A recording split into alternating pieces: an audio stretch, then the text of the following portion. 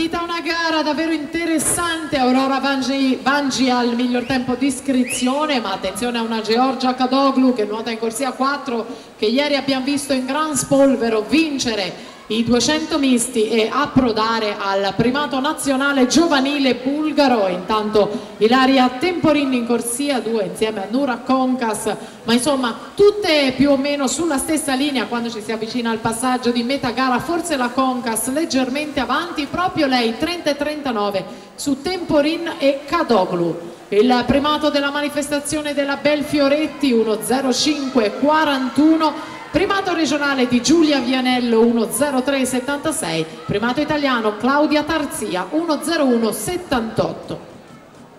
Situazione ai 75 metri di gara con la Kadoglu che si mette in evidenza la cuffia fucsia dell'atleta bulgara, che ancora una volta prenota la vittoria di un'altra gara qui al Memorial Chiara Giavi. Georgia Kadoglu 1.05.45, contentissima della sua gara, per 4 centesimi sfiora il primato che rimane alla Belfioretti. Ilaria Temporin seconda in 1.06.31, poi la Cuman 1.07.42 per la terza.